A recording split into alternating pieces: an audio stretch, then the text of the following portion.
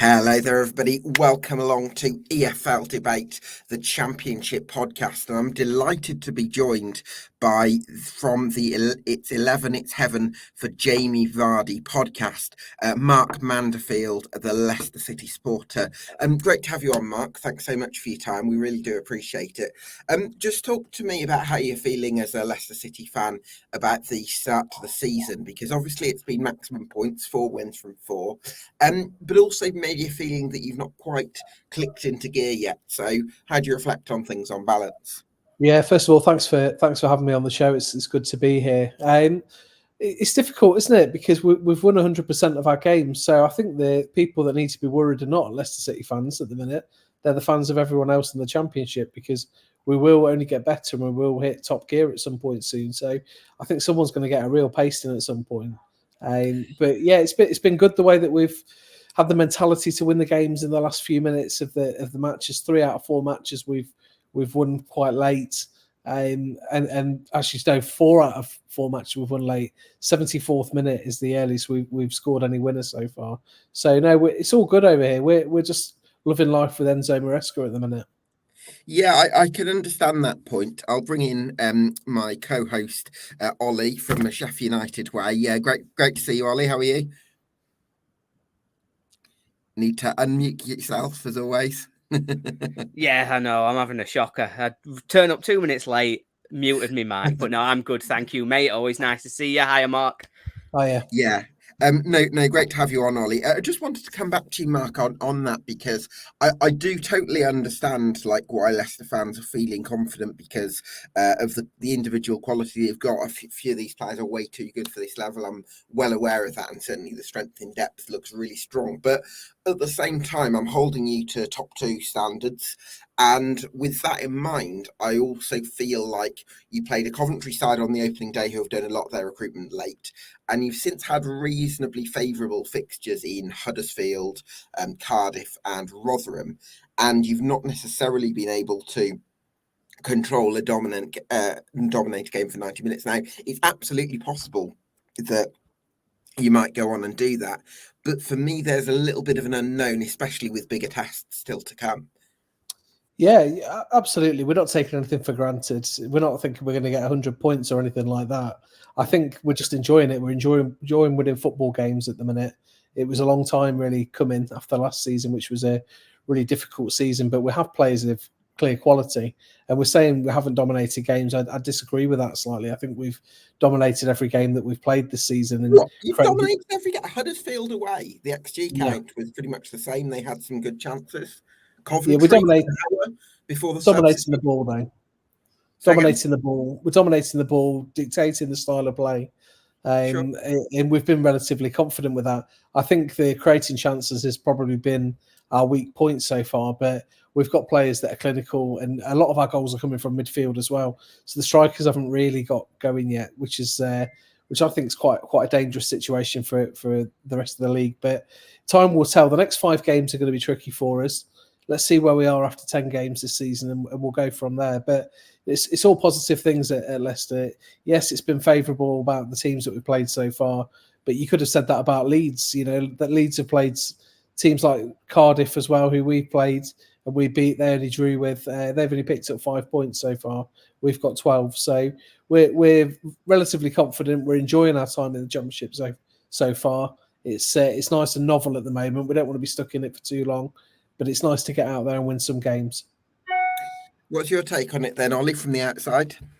Yeah, it's an interesting one because I was a little bit similar to you, Gab, in all honesty. I would have said, it's felt as though they've been victories, but not necessarily the most convincing victories. But it's interesting to hear that sort of opposite perspective. I think Mark makes a fantastic point about that kind of fear for the rest of the division. And I think that is a fair reflection of, if this team does properly click, we're saying we've not been convinced. We're saying we don't feel as though it's quite there yet. They still beat everybody. And so I think when it clicks, there is definitely a real threat. But I just think we'll know so much more about Leicester after the Southampton and the Norwich games. They're the 2 for me where I think we'll really understand the level, because what we'll see at that point is it'll be sort of 6, 7 games into the season. So we'll start to see that building of identity. You would expect to see much more sort of fluid, much more sort of consistent in terms of what they're going to be doing under Maresca going forwards. And then it's two really big teams who we expect to be at the top at the end of the season. So I think playing against those is where I'll truly feel as though I understand Leicester's sort of level this year, how they're playing. But it's really hard to argue with the fact that 4 from 4, I think it's the only team in the EFL to have done that. It's not bad if people are saying they're not convinced with that kind of start. Well, Enzo himself, Oli, has said, look, we're at 20% of 10 to 20% of where we want to be at the moment in terms of output, in terms of performance. But, you know, we're playing. Look at the goals we're scoring. The winner against Rotherham was just beautiful football played out from both sides, an incisive pass, great movement, and a wonderful finish. So if that happens and that sort of football is there just under the surface, I think Leicester fans have got quite a lot to be hopeful for this season. You're right in terms of Southampton and Norwich. They are huge games that are coming up. And I don't think we have any reason to fear those two games. No. And we stand a chance. And that's when we'll see how strong mentally this side is. And it's great. It's almost as great to see at the minute the players that are leaving as those that are coming in, because it's just the freshness that gives us to the squad. Yeah, that was going to be one of my questions, actually, because obviously still got a little bit of time in the transfer window left, still got some of those big names that have been with the club for a few years now sort of around. I'm thinking of Iheanacho in particular up front. Are you expecting more to leave? And then I'll ask you about Luke Thomas offline, because obviously I'll need a bit of gossip on that. Yeah, I mean, Luke Thomas, I think, is quite close to joining the Blades. So we're quite happy about that, because the other option was him going to Leeds, which we didn't particularly want. I think there'll be at least another 3 or 4 players out, but he's been really clear with these players since the beginning of the season. Look, you're not part of the plans. We need to find other clubs for you. And they are top players that will be top players in the Championship, but they don't fit Maresca's plans. What Maresca has after Brendan Rodgers is 100% backing from the fans. And I think that's really important for us going forward, that we are as one, because we weren't as one last season. We should never have got relegated last season. Really, look at Everton. How can you be worse than Everton? That's the question we have to ask all the time. Awful side, but we were, and we have to deal with that, the consequences of that. And the consequence of that may be that we lose an Iheanacho or an Ndidi in the last couple of days of the window. But we trust the manager to pick the right players to get us back. So Mark, I've asked you a couple of questions which are probably a little bit on the Simon Cowell sort of side of the spectrum, which was a bit harsh, which is partly because I am holding Leicester City to such high standards. But where I have been really impressed, even if this hasn't yet sort of translated into a high volume of clear-cut chances and lots of goals from the centre forwards, is I do feel like the basic style and identity that we want to see from an Enzo Maresca team is in place. And this is what really intrigues me, Mark, because I can't pin down what Leicester City's formation is. And that's the first time I would say that about a Championship team, because you've kind of got... you seem to be playing in possession with a back 3, but then you've got an inverted fullback in Ricardo Pereira, and then who's left wing back? It seems to kind of alternate between about 3 players. I'm genuinely confused, sort of sitting here trying to explain. So just talk us through how that's kind of how Enzo Maresca has been able to implement that idea. Yeah, I mean, you're quite right in terms of the inverted fullback is something that I think Brendan Rodgers wanted to do last season, and then Ricardo got injured pre-season, so that sort of scuppered that plan. And we have to be careful, Ricardo Pereira, because he's made of glass. He could get injured at any given point. But he slots into the midfield alongside Harry Winks, who plays quite deep, controlling possession, playing the incisive through balls, and setting the ball forward to the wingers on either side. Callum Doyle then comes in at left centre back. He does his business there. And then further forwards, you've got the wingers who play off the striker, and they've been quite dangerous so far. We've only been playing with one winger out of the academy, who's been either Marker, isn't it? Or Marcel. Oh, sorry, But we've signed Yunus Ekun now from Galatasaray, and we've got Fatwa coming in as well from Sporting Lisbon. Turkey international, isn't he, Mark? Yeah, the good calibre for the Championship for sure. Had a really strong debut. I know it was only Tranmere last night, but looked really lively on the ball, and that's what we want to see, because we're going to rely on our wingers to be scoring probably as many goals as the centre forward. Make no mistake, Leicester do not have a centre forward that's going to score 25 goals this season in the Championship. Oh, interesting. What makes you say that? I don't think the style of football lends towards that, and I don't think the strikers we've got lend towards that as well. I know Iheanacho has got a good minutes to goal ratio, but that's over a short bit of appearances, not over the sort of course of a whole season. And Jamie Vardy's not going to score that many goals this season. He will be an impact player, as much as that breaks my heart to say. He's the same age as me. He's in his prime, obviously, but he's 37, nearly 37 now. So, he will play in fits and starts. Do you think Iheanacho kind of suits that, what you've described as or a striker kind of dropping in between the lines and then you've got other forwards kind of breaking them? Do you think Iheanacho works that? Because he's a very technical forward, isn't he? He is. He came back. There was a real good chance that we created away at Huddersfield where he came back and played into the midfield and Harry Winks played a through ball to Dennis Pratt on the overlap. And it was just a beautiful piece of football. And that's how I see that striker role with the options that we've got available. Bearing in mind, Patson Daka's not in the reckoning. He's not going to get a chance. He's a bit different to the other two, and quite possibly could have ripped the championship up a little bit, but it's not to be for him. So we'll see this season. But yeah, I think the goals are going to be spread around. We are mini Man City, aren't we, if you like, in terms of the style of play? Or that's the idea. I reckon you're more like Man City than Man City because they've got Haaland. I thought they were actually they have. direct. Man City. Absolutely.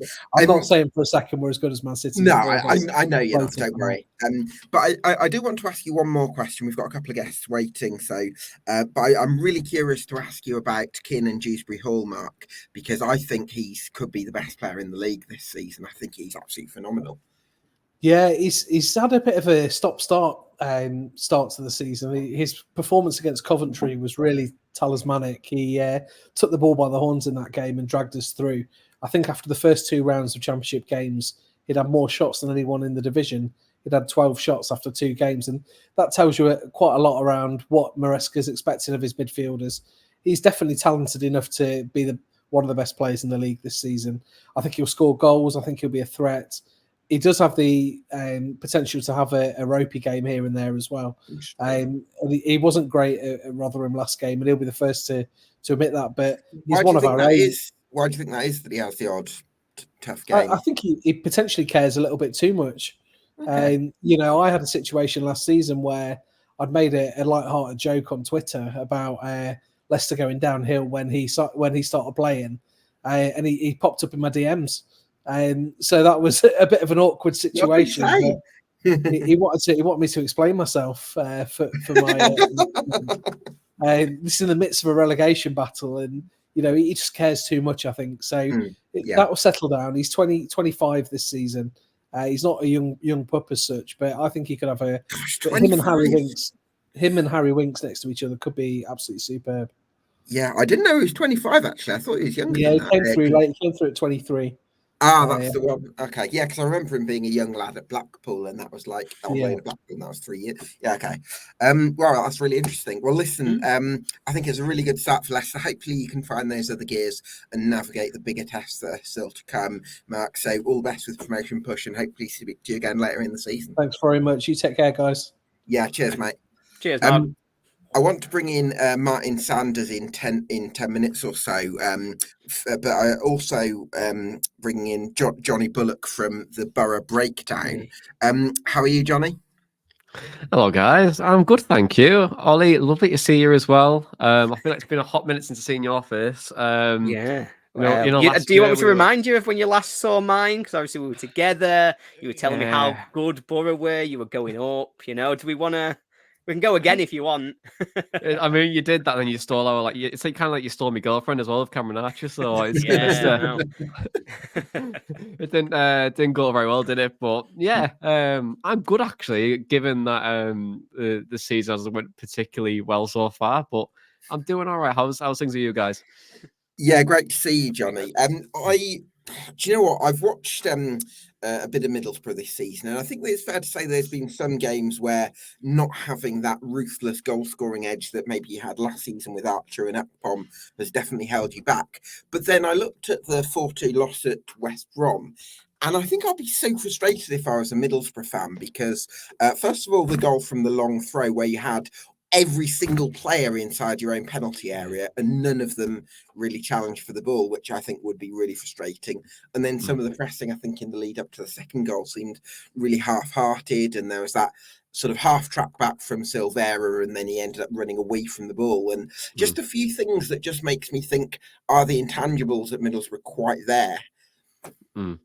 Yeah, there's a lot to unpack from a Middlesbrough perspective, we've had a pretty poor start to the season. Weird parallels from last year as well. My dog's just walked in as well. That didn't look like a dog to me. Yeah, was not walking in, but oh well. But he actually is next to me as well, weirdly. But it's so yeah, Boro's season not particularly great. I mean, underlying numbers would suggest it's very parallel to last year, because Boro last year were 4th, 5th, then they were 3rd and 4th bottom. For obviously you expect a goal, expect a points, big picture, you're creating plenty of chances, you're not putting away. Defensively, you're not giving too many chances away, but you're conceding really stupid ones. So going forward wise, we are still creating plenty of chances. Emmanuel Latif coming into the building now is being a really good signing for us. I think he's really impressed me over the last couple of games, not just because he has an amazing name, but his movement is really, really good off the ball. He's able to find himself in the good positions as well. We are looking to strengthen a little bit more. We do need a striker, but for me, like we still need to add in these central areas. I think just the centre defensive midfielder role is pretty key for us at the moment. Someone who's good at in interceptions and be a bit more assertive on the ball, which could potentially see a tactical tweak. And then probably centre back is also something as well we could potentially look at for a ball playing centre half if we wanted to go down that route. Do you know what? If you don't mind me jumping in there, Jonny, on that point of the defensive midfielder, I feel like sometimes when players get to the twilight stage of their careers, you can sometimes fall into this trap of thinking they'll just. I'm very happy to say they'll cut and paste what they did last year again, and that's going to be fine. When actually sometimes that can be a bit of a mistake. And I just looked at Jonny Howson in that 4-2 loss at West Brom, and there were times where just his mobility, I don't know, it was like he wasn't sort of doing the kind of running that you might expect from him. It just looks a little bit off the level. And sometimes it's those sort of incremental declines that can have a kind of cumulative effect. Do you think Middlesbrough need to replace Jonny Howson? We've been sent off like the last 3 seasons, but he somehow keeps getting better and better. To be honest, but like there was always that time where you need to replace him. We had like a really good, probably centre defensive midfielder in Sam Morsey at the club under Warnock, then got rid of him, and Howson just kept getting better and better and better as Warnock left. And that's delayed probably like the inevitable of that. But I just think that we just need someone who's a bit more, not always possession savvy, but just someone who can break the game up at times. I think when we need it to. Bit more I just think yeah, probably. But everyone always goes, I want someone in that Kante role or the Claude Makelele role and that perfect persona of it. Weirdly, we've been linked with Lewis O'Brien as well for Nottingham Forest. Now you're talking. It was a great signing, but does he directly fit the profile we want? Who knows? Like he definitely shows all the characteristics of it, but can he play that role? We don't really know. An example would be, I remember a few seasons ago we signed Nicky Bailey, right? Someone who was scoring goals for fun. A few seasons ago, that was like 11 years ago. Yeah, I was trying to like dial, but let's just the example would be he came in, he was a cam money and scoring loads of goals for Charlton. And then I remember his first game where Gordon Strachan played him left wing for some reason, but I don't know why I did that. And then Tony Mowbray came in, and then he became the most defensive base midfielder I've ever seen in my life. So these players can have like that ability to adapt. So it's just trying to find that right profile, I think. But to your question, yes, I think we do need to probably bring someone in to replace Howson, because I feel like we're at a time now where the ship's starting to maybe sail, but he's still really good. I'm still a Jonny Howson guy, but it's just like I just need it. We just need to improve on that a little bit more. Yeah. Maybe someone as backup possibly, and then have him as backup and bring someone else in as the first choice. Oli, what do you make of Middlesbrough from the outside? Do you see it as a time to panic, or are you a little bit more cautious about No, that? I think I think it's a really difficult one to try and judge. I think Jonny alluded to it there, and it reminds me a lot of this start they had last season where, to second half of the year before, they'd been really good, gone on a fantastic run. Not quite to the same extent under Wilder that they did under Carrick last year, but still it had been a fantastic run, start of the new season, and it's just not quite working. And I think a lot of that comes down to, it's not necessarily performances, it's finishing your chances, it's a bit of luck in your own net. And so I think for me, my worry about Boro is how much the impact of the 4 loan players or the 3 loan players and Akpom is now going to impact you. Because obviously Archer, Giles, Ramsey and Akpom, and that's the dog. They're just a massive loss to any club. And so I think my worry is that the end of last season, the fantastic run under Carrick, gives you a expectation level that now you've lost 4 players who, quite frankly, were much better than the level, really, in terms of what they were giving to Middlesbrough and what they've gone on to show they're going to do this season. And maybe replacing them's a lot harder than it looks. And so that early season optimism of sort of first, second, third in the league, suddenly, actually, maybe the squad's not quite there. But I don't know from your perspective, Jonny, if you think that's a fair reflection of the changeover in squad over the summer. Yeah, like it's so difficult to replace these players, 66 goal contributions from the 4 players that left. So that's a huge hole in the side. And to bring players in, Lucas Engel at left back looks like a really good find. He's just going to need time to progress. Sammy Silveras came from the A League. Emmanuel Latilaf came from the Swiss Swiss slash Italian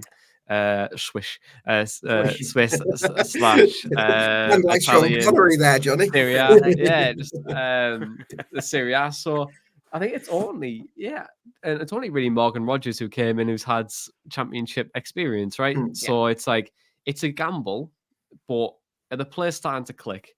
I think that they are. There is some positives out of a load of negatives that we've had from the start of the season. I'm hoping last night when we beat Bolton, it was kind of the moment where it's starting to click a bit now. But it's such a big hole to fill, and I still think we've got a great manager in Carrick. We've brought in some good players. We still need to bring in a few more. Will it take time? Yes. Big picture, if we can start to maybe pick up 1 or 2 results here and there. QPR on Saturday is massive. And then we'll slowly start to creep up the table again. I'm still confident we'll get playoffs. I am. I think we will. It's going to take time. It really. I think it's just like I say to some Boro fans, the best thing that happened last year was to go on that amazing run last year and nearly obviously we're chatting about the top 2, but also the worst thing that happened last year was to go on that incredible run and nearly hit the top 2 because that expectation that you mentioned earlier is just like it was no given right. Like a team doing that, like it was insane numbers. Insane. It was like 2.2 points a game or something at one point. Like Man City levels, isn't it? If I'm being honest with you, from the other side of that coin, it was one of those where even I thought you were going to catch us. So yeah, it was, and I think that for me is the biggest risk for Boro this year. But I think as well, how much. Obviously, you referenced it there. I think you said 66 goal contributions that have gone out of the club. How much do you think, or do you think at all, Carrick needs to look at some of those tactics that he's got you playing? Obviously, it's very open at the back in terms of giving away chances. And this was true last year. It's just that obviously you had the players who could win a game of I'll score more than you. With the squad not quite being at that level and it being different, do you see that sort of bringing about a change in style to try and be more defensively secure? Or do you think you're just going to be consistent with the same style and hoping that it does click up front? We've always been quite poor out of possession since Carrick came in, really. To be honest, we're not amazingly defensively. I'd probably say a small shift that I've seen is that we've went from and I don't want to go into this too much because it's like a narrative, but we were playing more of like a 3 at the back, 3-2-5 last year, trying to really push everyone to the right hand side so it creates space for Giles to get up the pitch and we knock the ball in the box and try and score.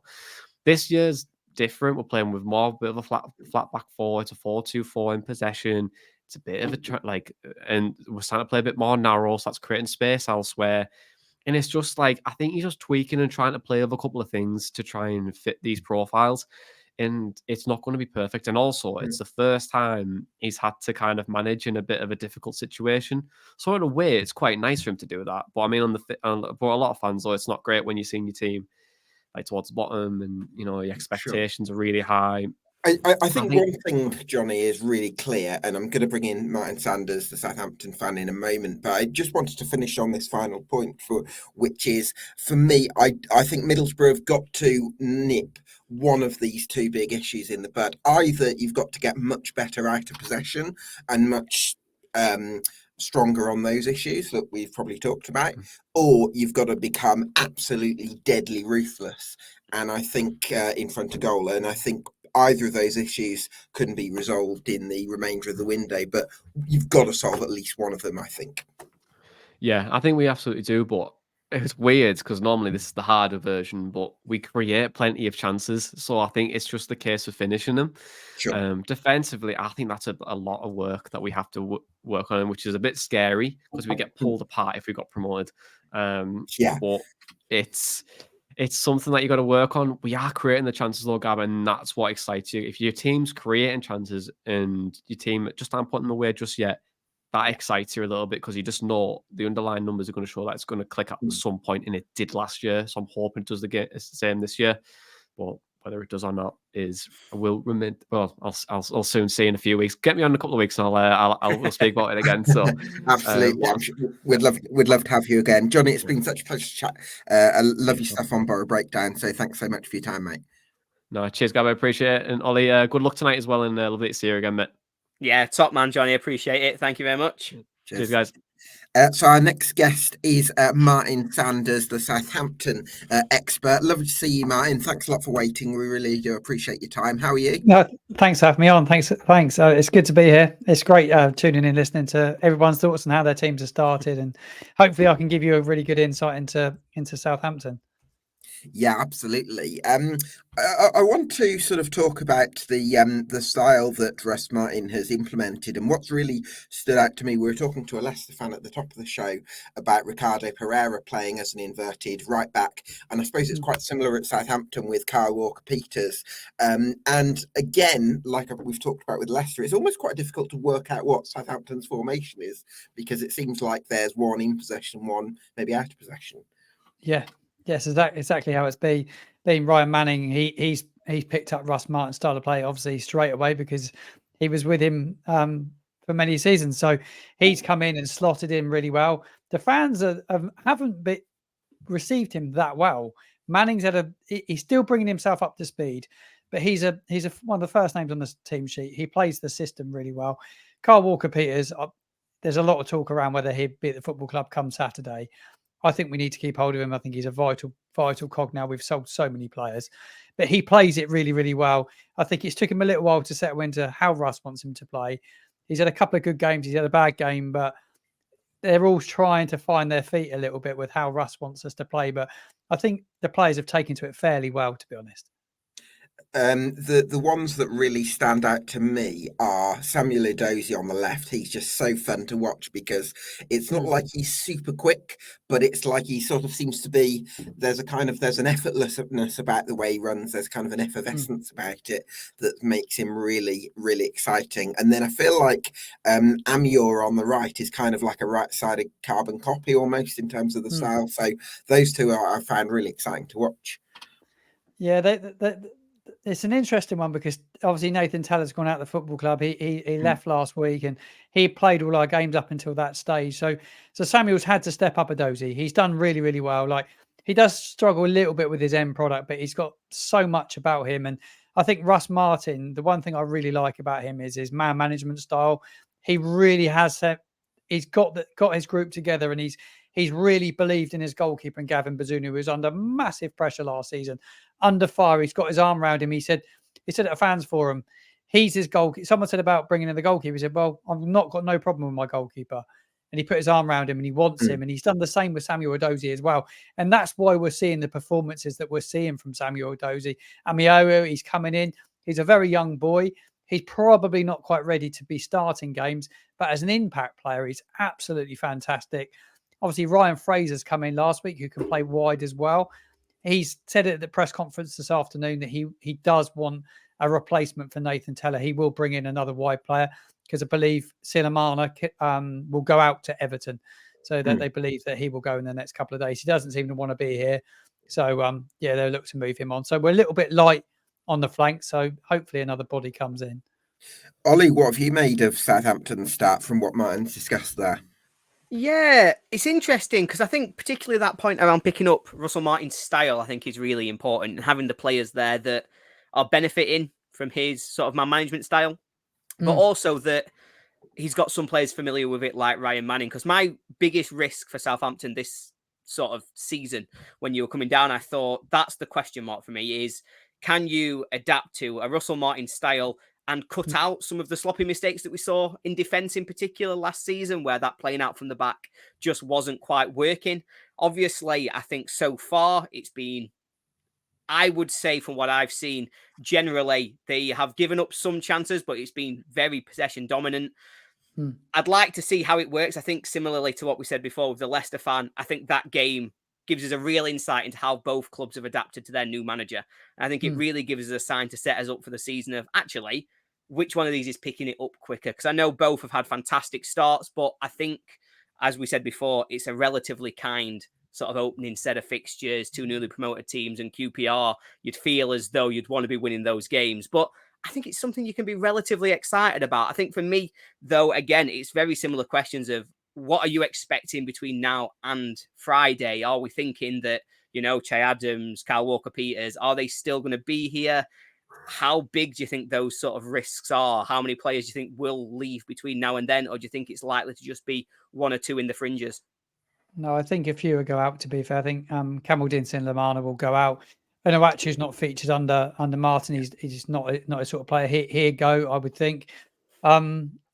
Yeah, they let the left back Perot go a few days ago. He's now left on loan. Lianco left yesterday on loan. There's been a huge turnover of players. I think the biggest thing that everyone's talking about down here on the South Coast is the striker situation.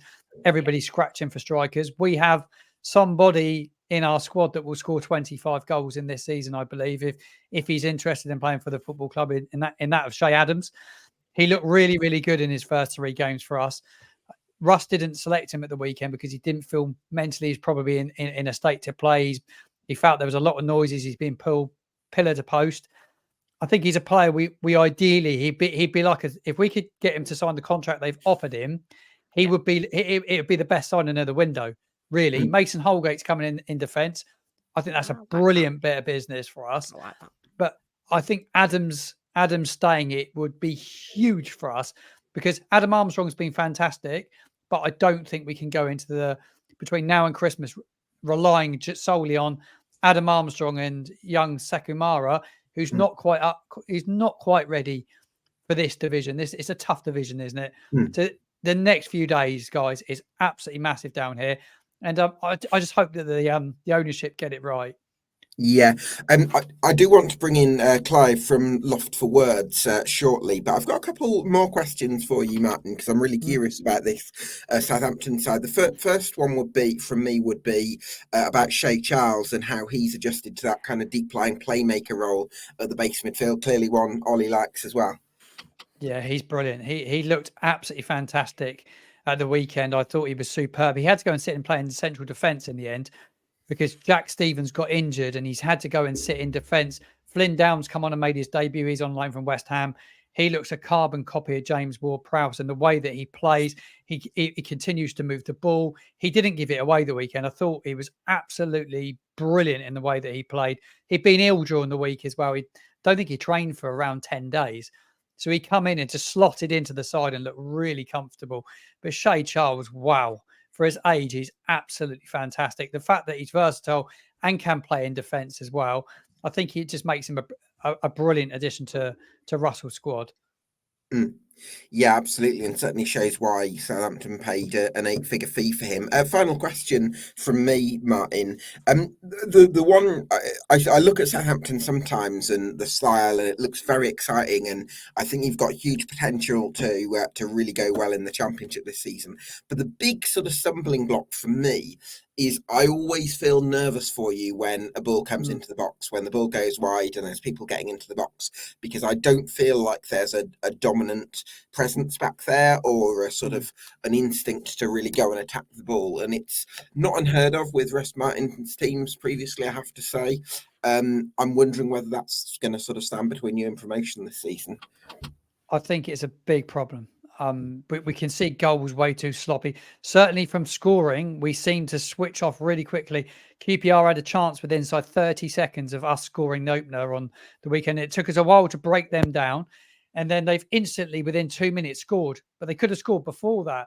And that is a concern that there's Benderek and Stevens have been playing centre half. Obviously, Stevens is injured now. I think Mason Holgate will come in and play in central defence. How commanding he is, I don't really know. I believe they will need another centre back, whether that's Nathan Wood potentially coming in. I think Russ Martin's very keen to bring him to the football club. But I think you're right. I think us being a bit harder to beat, we've brought in the defensive coach, but it's yet to be seen. We're so vulnerable from crosses and corners. And I think we've not really been tested by a really, really top side yet. Leicester at St Mary's on Friday in a few weeks' time will be massive, as you said. Norwich was a test.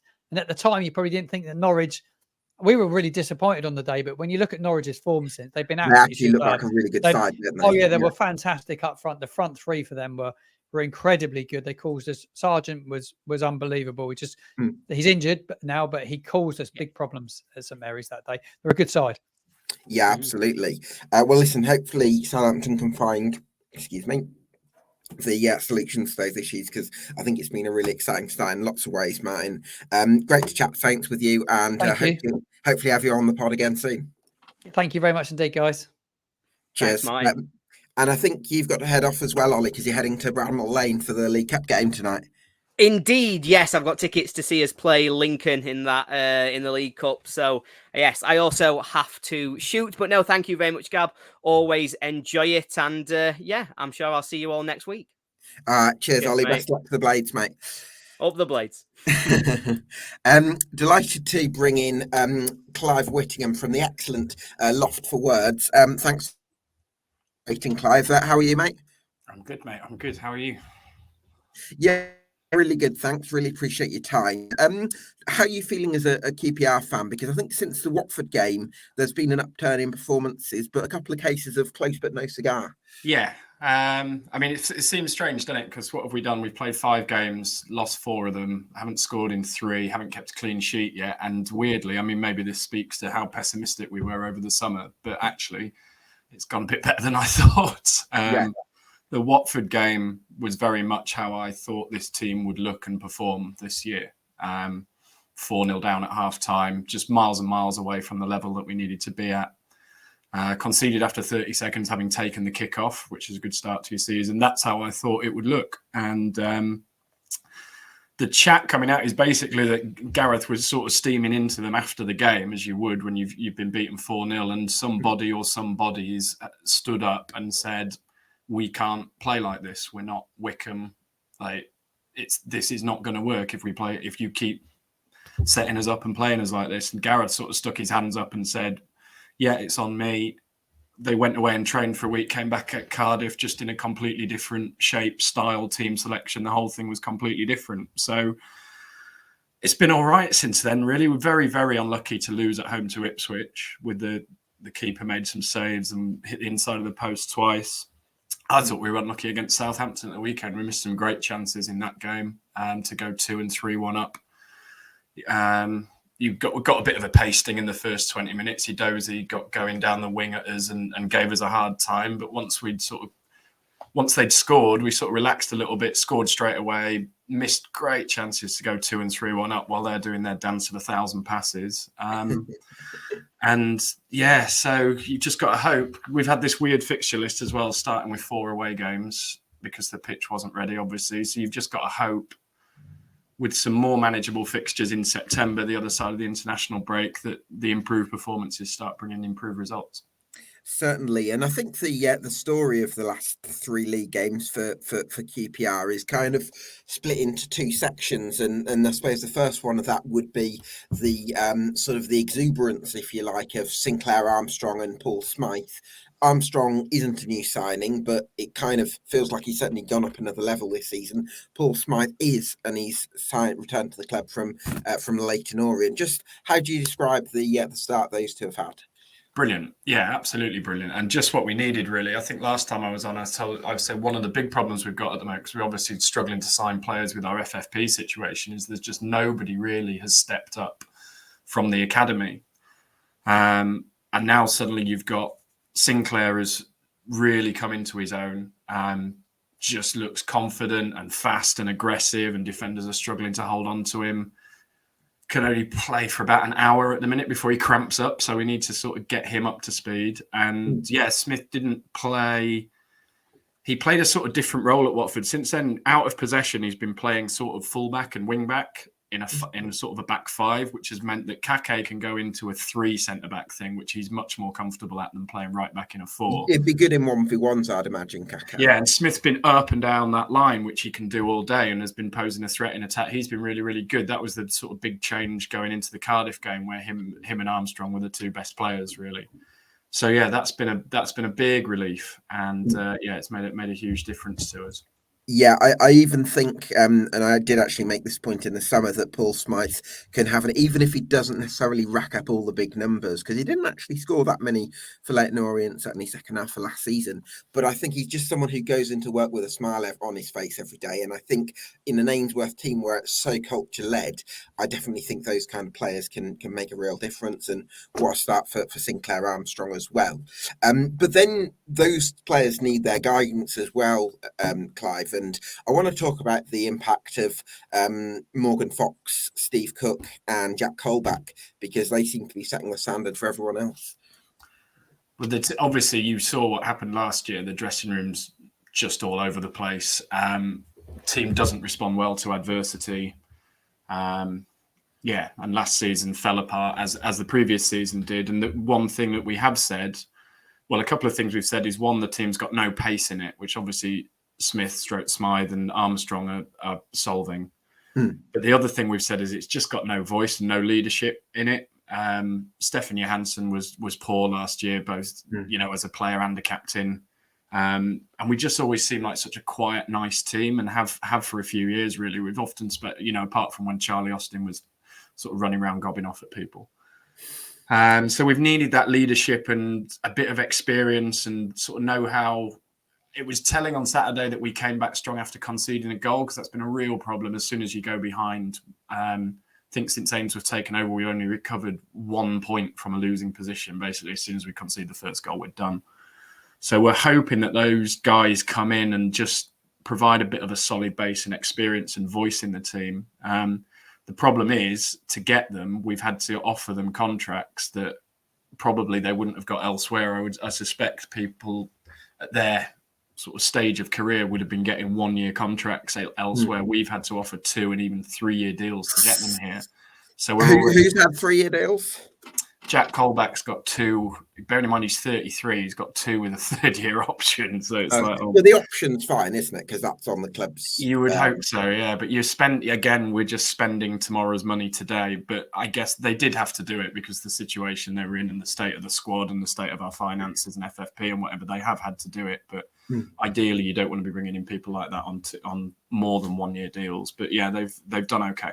Yeah, I don't want to, I'm very much in the camp of, manage your resources and don't spend money you haven't got and all the rest of it. But I do kind of lean on the side in this case of needs must. And, those characters and leaders were absolutely what QPR needs. I do want to bring in Oli Hargreaves from the Butter Pie podcast, the Preston North End, shortly. But I've got a couple more questions for you, Clive, on QPR, which is, are you feeling... It's strange because it is only 3 points from the first 4 games. Is there maybe a smidgen more optimism that you might be able to stabilise this season than maybe you had, saying, we're going to leave a handsome corpse when you were last on the podcast? Marginally, yes. Like I say, we're playing better than I thought. And obviously, I suspect they'll try and do a couple of loans or something on the deadline for maybe a right back and a forward, but without somebody leaving, I think they thought that they were going to get some interest for somebody like Chair or Field that hasn't to this point materialised, which just leaves us in a position where we can't spend any money on anything, even sort of loan fees and whatever, because we're right on the FFP line. So we'll wait and see what they do over the next sort of 24 to 48 hours. I still fear for us. I was listening to the Southampton fan talking about their striker options, and the big chat down there over the next couple of days is, are they going to get a striker? They've got Adam Armstrong and Che Adams kicking around. I think Martin was talking about if Che Adams leaves, but we've got Lyndon Dykes, and that's it, and he's injured. And that's the case all the way through the team. You look at our central midfield, as soon as Sam Field or I suppose Andre Dazelle gets injured, we're down to kids. Same at centre back. There's no strength in depth, and there's very few goals in the team. So I am still very worried about us. I'm marginally more optimistic than I was in the summer, but it was music to kill yourself to in the summer, wasn't it? So yeah, we're just looking for three worst teams. You're looking at sort of Sheff Wednesday, Rotherham maybe, Huddersfield maybe. That's the game we're in this season. A lot's going to depend on keeping people fit because there's just no strength in depth.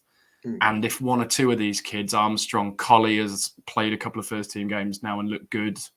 If just one or two of them could break through, we might be okay. But I've got to say that I do still fear for us, unfortunately. What are the things QPR have got to improve on then from the first four games if you're going to beat the drop? We've got to start. Well, we concede daft goals. Yeah. And like I say, we haven't kept a clean sheet yet. But we've got to find ways to score more. I mean, those are the ridiculous things. The big problem we've got at the minute is we're not fit enough. They've said that the amount I just can't wrap my head around this. But what they've said is they got so many muscle injuries last year. And bear in mind, we said at the time that we weren't sure all of those muscle injuries were that genuine. I think there were one or two players who may be playing for a certain other championship club who phoned in the last 3 months of last season. But they've said they got so many muscle injuries last year that what they've done is basically foregone the normal fitness of a pre-season and just not done it for fear of them all getting hamstring injuries or whatever. And they're going to, this is their words, slowly ramp it up over the opening weeks of the season. So basically, we're in a situation now where unless we're so far ahead after 60 minutes that the opposition can't catch up, which is what happened at Cardiff, then we're not going to win the game. It's one of the more bizarre things I've ever heard. And it's basically like watching a team in an extended pre-season at the moment. Bearing in mind, we also completely switched the style and the team after the Watford game. So I will try and see the sort of club's perspective on that, which is what you've just said earlier, which is the club is down to the bare bones, and it's like you've got a decent first 11, but certain injuries to some of those players in lots of areas, and you are absolutely scuppered, and you're down to academy graduates who you've got no idea whether they're going to be. Yeah, so I'm not sure I've ever heard the answer to that being we're going to do less fitness work, though. I just can't and it's worked really well because we've lost 4 first teamers in 4 games. So, Jimmy Dunn's injured. Jake Clark-Salter is always injured and he's injured again. Lyndon Dykes is injured and Sam Field went off injured against Ipswich. So it's working really well. What we've got to hope is that the new style and the fitness and everything, and we come back, we start the next bit after the international break. We've got Sunderland at home and Swansea at home, who both haven't started very well. Let's see what we get at Middlesbrough on Saturday. They haven't started well either. Let's see what we get out of that. Ramp up the fitness during the international break and hopefully get a couple of the injured players back and really sort of hit the ground running in September. That's the big hope. They've got to keep faith with how they're playing now. What happens, like if you don't get results, footballers kind of lose faith in the manager and what he's saying.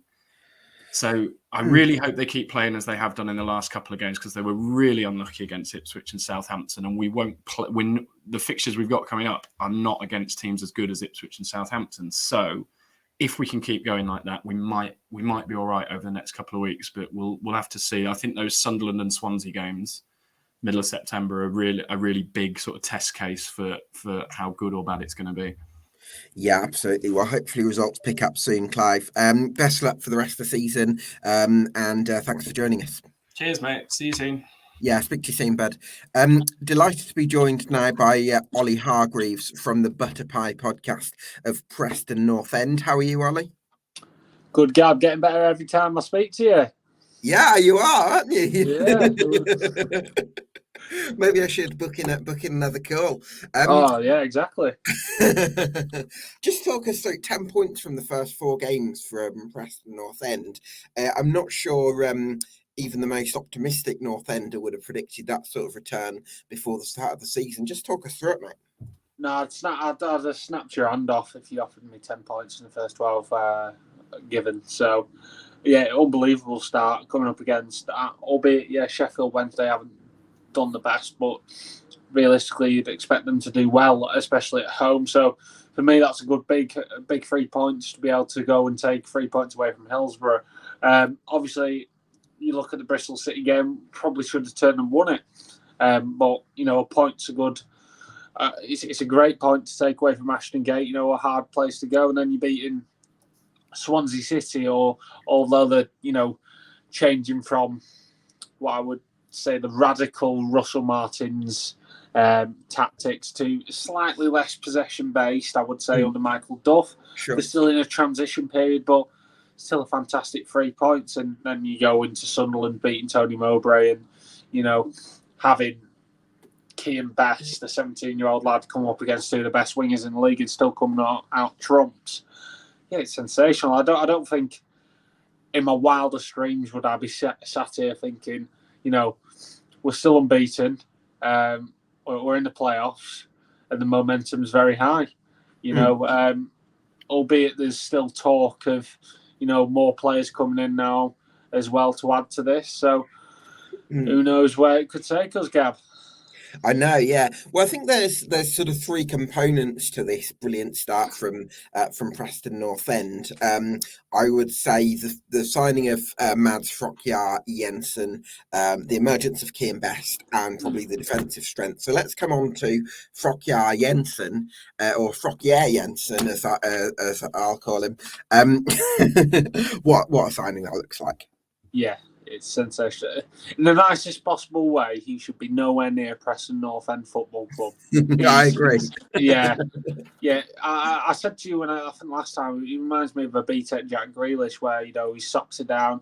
He may not be, sometimes always in the game. Out of possession, he's still a bit unsure of what to do. I think obviously that'll come with time, but on the ball, what a player. He absolutely. I'm not even sure who he skinned, but he's completely made the Swansea defender look like a right fool and put it right. Jake Bolton, yeah. Nutmeg.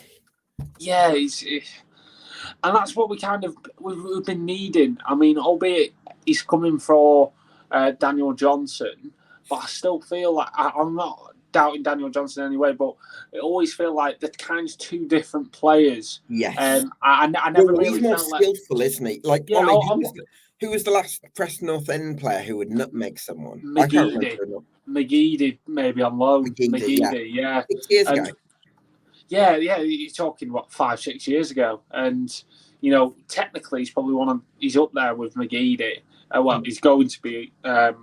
in my eyes, we've got a 4-year contract on him, so he's not going anywhere anytime soon unless someone stumps up a nice load of money. How much do you think? What do you think his value is then, Ollie? Well, you can't really say now, Gab, can you? I mean, in January, let's say he keeps up the form that he's enjoyed in the first month of the season. January arrives. There's a club that rings rings Preston North End, and who's the ownership at the North End at the moment? Hemmings family. The Hemmings family. There we go. Rings the Hemmings family and says, "Hi, we want Frokjaer Jensen. How much are we got to pay? Do you reckon it's 10 million or?" Because it's a 4-year contract at the Sellers. Yeah, it's a 4-year contract. I mean, albeit he's played 4 games, I'd be disappointed. In my eyes, I'd be disappointed if he was to leave for anything less than that.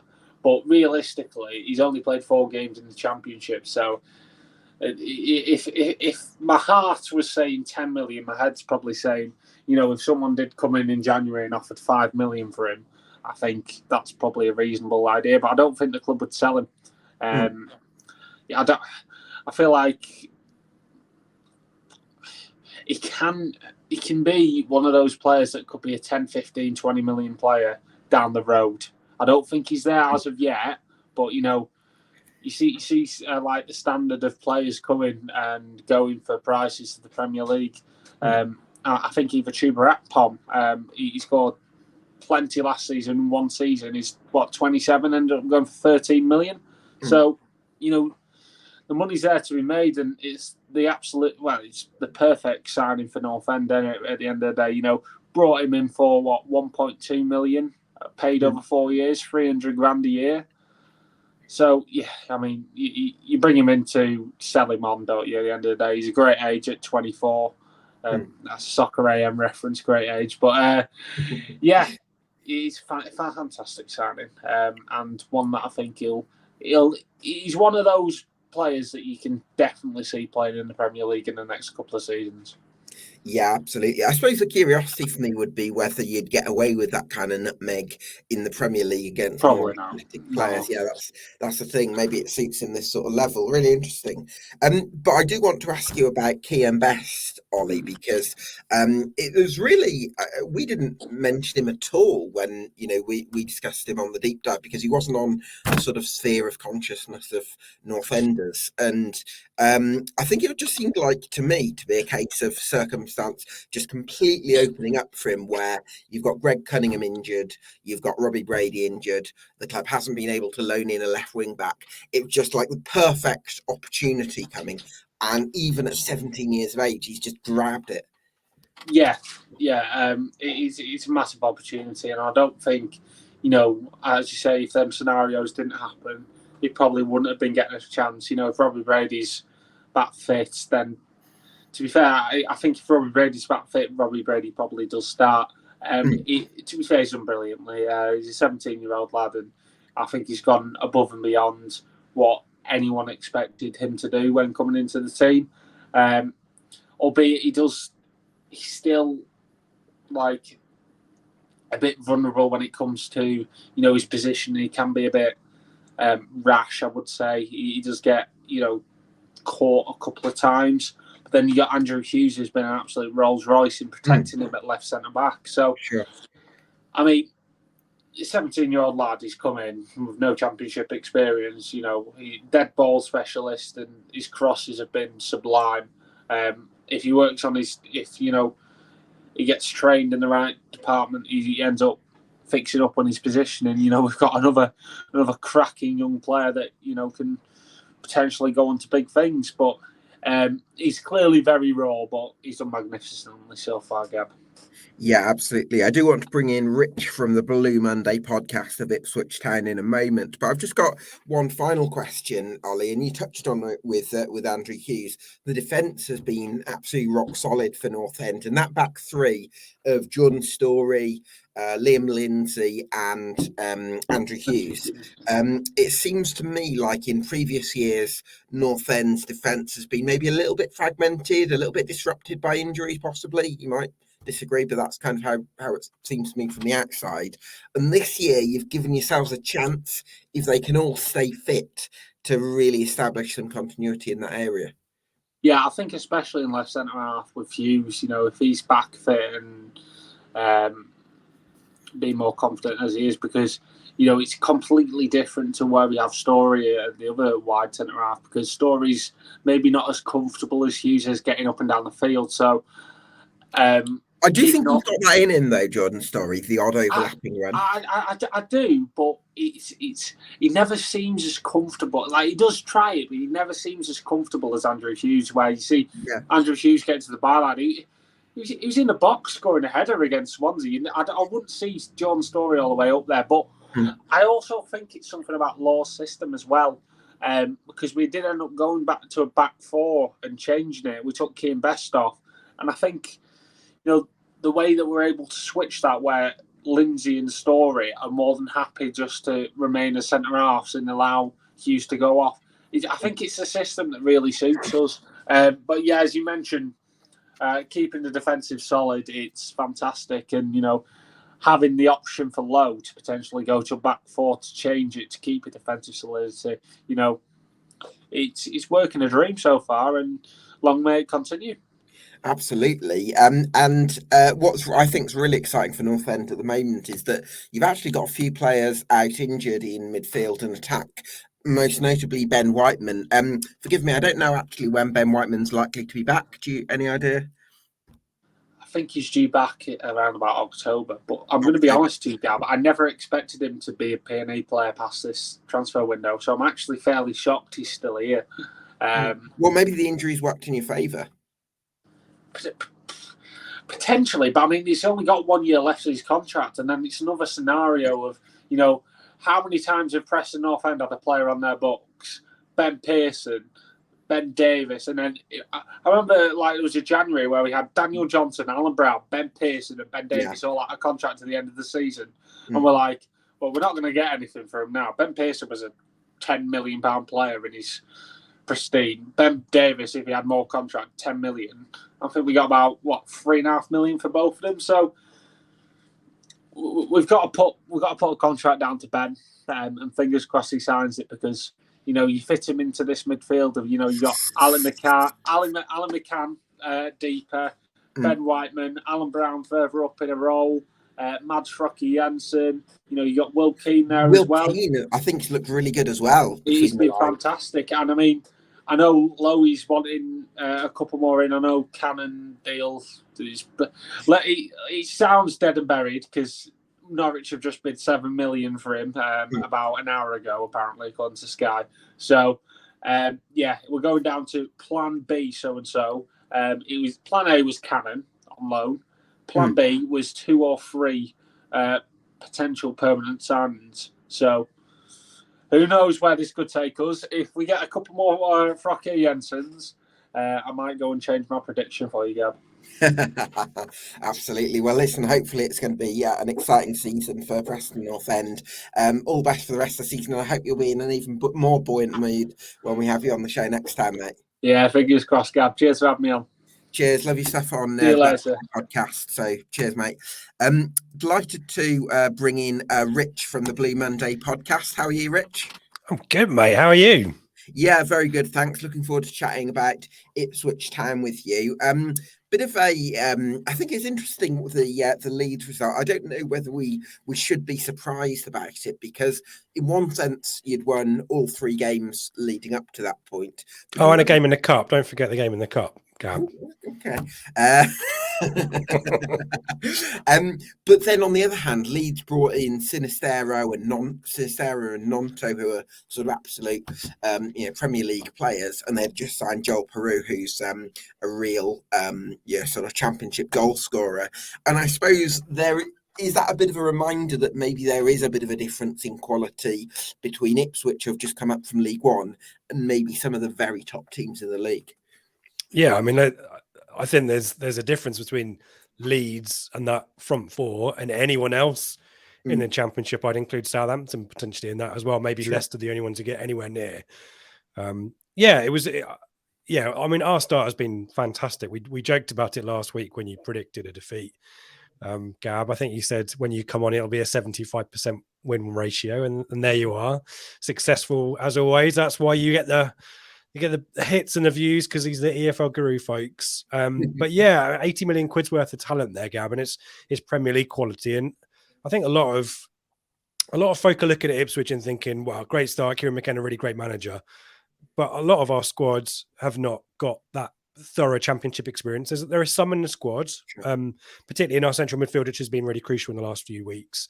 But we've been playing in League One, and you throw punches against a lesser boxer, you get used to, with no disrespect to League One, obviously, you get used to that level, and suddenly you're punching up, and to lose by a single goal to Leeds, to have the lead in that game as well, to keep them close, whether it's kind of like when you've got a sibling and you hold their head and let them swing at you. I'm going with the fighting analogies today, but do you know what I mean? Yeah. Keeping us at arm's length rather than stepping up again, because it was 3-2 for a good chunk of the second half. And there was chances in there for us. It's that clinicism, Gab, if that's the word, clinicalness that we'll go with the likes of Sinistero for that 4th goal, the counter-attack goal. That is a quality finish. You don't see that in League One. We talked about that on the podcast on Sunday. So I'm quite chilled about where we stand, because we won't be playing those 4 players every week. Certainly not. I suppose when it comes to winning promotion, especially for a very ambitious club that certainly has long-term aims of pushing on higher than the level they've just come into. There's that, I think, a delicate balance between keeping the synergy of the group that's just got you there whilst adding quality. How do you feel Kieran McKenna has kind of managed and balanced those two targets? So the early signings have been few, but they've been complementary to what we've had already. Mm-hmm. But the start of the season, either through choice or necessity through injuries, it's basically been our promotion team. And, you know, that momentum that we always talk about, which is really difficult to compete against if you're kind of a middling or, a team that doesn't have that in your favour. You know, we saw that got us over the line at Sunderland. It got us over the line at QPR. Unconvincingly, though, you would argue you kind of rode your luck. Well, that's what I mean. That's my point, Gab. Yeah, those were games where we certainly didn't boss things, but because of that momentum, because of that team cohesion as well, there's not been a huge amount of new faces to integrate into the group. We've got Jack Taylor, George Hurst is another big signing, but he was with us last season anyway. Sure. A couple of those, young keeper Kieran Slicker as well. You know, we haven't got that many people to have to integrate, and that sheer force of will and positivity around the place, I think, has got us some extra points where other teams might not have got them. So I certainly think you've got it right. The big challenge though, Gab, is we're into basically month 1, deadline day Friday, and I think both the ownership and the manager and the fan base expect reinforcements to kind of maintain our start, and right now it's ominously quiet. Interesting. I mean, I don't think I'd be too sort of panicked about that, because I think that what you've got in the building at the moment, including crucially Kieran McKenna, I think is good enough for a top 10 finish. And sometimes I actually maybe argue that could be even better than, because it'll allow you to be sort of better equipped for the following season, as opposed to maybe going all at one go, because I certainly don't think you're ready for anything like the Premier League. So that's kind of my sort of feeling on Ipswich. But in terms of the players who have stepped up really well to the Championship, it feels like Leif Davis and Luke Wolfenden and Sam Morsey, not really surprises, are they? Because we sort of just expected it in a way. Yeah, I'd add Massimo Luongo into that list as well. Nathan Broadhead too, but you mentioned Leif Davis in particular, signed from Leeds when they're a Premier League team, had been on loan at Bournemouth. Broadhead, Everton, on loan at Sunderland. So we knew that these players had higher level pedigree when we signed them in League One, and that was a really sensible strategy actually. I know that we got a lot of criticism. I remember being on the podcast with you guys before, and when we were in League One, and a lot of people giving us jip because we were spending big money. But it was with the long term aim in mind to kind of to thrive in the Championship, or at least survive in the Championship comfortably. You look at Plymouth, who have had to recruit a lot of players and have got that recruitment pretty right, but their results are a little bit middling. And Sheffield Wednesday, obviously, who have planned for promotion, and that was it. Oh my God. Haven't won a game yet. So I think we kind of knew that, but then we were relying on similarly on Morsey's experience, leader, a fighter in midfield. It's been really critical having him in there, but Luongo really unsung alongside him. That pair were great in League One, and they've just continued that going. And the Stoke game, Gab, just was so joyous as an Ipswich fan to see us playing that type of football and level up against a really good Stoke team. Chaplin and Broadhead, the way they combine and interchange is so exciting, isn't it? Yeah, and Chaplin, I don't think has had as big an impact as he had obviously last season in League One, 26 goals, but has now got 2 and 2 without having to contribute a huge amount. So I think he's probably maybe still figuring out his position in the team. He was drawn kind of wide. I don't know if that was out of choice or instruction or necessity against Leeds. But yeah, those players you singled out. And Wolfenden as well, one of our own, come through the academy. We knew that he was kind of a cultured ball-playing centre-back, but there was question marks, throughout his career. Paul Cook was quite willing to stick him on the scrap heap, Gab, and let him go for pennies. And now look at him, Sure. He's a Championship defender and he's every inch it. But again, he was one of the ones who came unstuck against Leeds, if I'm honest. Yeah, absolutely. And I suppose we've talked about players who we're not surprised who stepped up as well as they have. Maybe one who is a little bit of a surprise was Vaclav Hladky, the goalkeeper, because he's had an outstanding start to the campaign, which is kind of maybe a little bit confusing to me, because he came with great reviews from Salford a couple of years ago.